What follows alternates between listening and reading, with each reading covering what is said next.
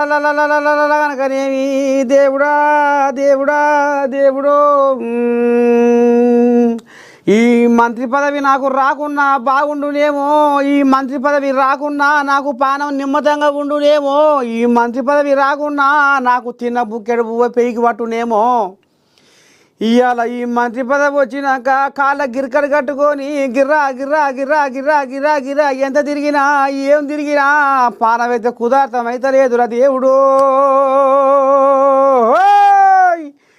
ఇక మరి ఊగన నాకు ఈ మంత్రి పదవి వచ్చే నా అదృష్టమా నా దురదృష్టమా, నేను మరి కంపలా అడుగేస్తున్నా దేవుడా అని ఒకటే నీ దండం పెడితే కార్యక్రమం మారుతున్నాడు మంత్రి వాకిటి శ్రీహరి.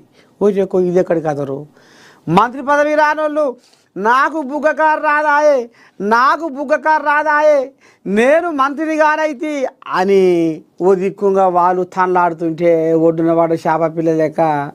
అరే వాకిటి శ్రీహరి ఏంది గిట్ట మాట్లాడే, దురదృష్టమో అదృష్టమో ఏంది గందరగోళం అంటే ఇక మరి అందులో మొత్తం ఇట్లా ఉన్నాయట సిక్కులు.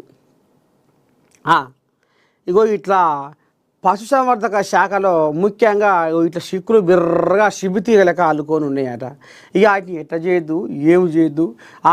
ఇక ముఖ్యంగా అందులో గొర్రెల స్కామ్ అని ఒక కథ జరిగే కదా. ఇక అందులో ఈ గొర్రె అటుపోను మళ్ళీ అదే గొర్రె ఇటు రాను, ఈ గొర్రె అటుపోను అదే గొర్రె ఇటు రాను. ఇక ఇలా అంతా గోల్మాల వ్యవహారం జరిగింది. దీన్ని ముట్టుకుందామంటే వామ్ము కంప ఏడ మీద పడుతుందో, ఈ పరి కంప ఏడ తట్టుకుంటుందో, ఏడ గుచ్చుకుంటుందో, ఏడ ఆ కొన్ని బట్టి గుంచుతుందో అని ఇక ఈ రకంగా భయపడుతుండట. ఏంది గదరగోళము, నేను పుసుక్కున్న మంత్రిని అయితేనేవరా మంత్రిని కాకపోయి ఉన్నా నాకు చిన్న బుక్కడి బువ్వ పేకి పట్టు అని ఇప్పుడు కుడిదిర పడ్డ ఏలుకోలే తనలాడుతుండట నువ్వు వాకిటి శ్రీహరి. ఇక ఆయన కథ అట్ట ఉంటే ఇక ఇప్పుడు ఢిల్లీకి దానం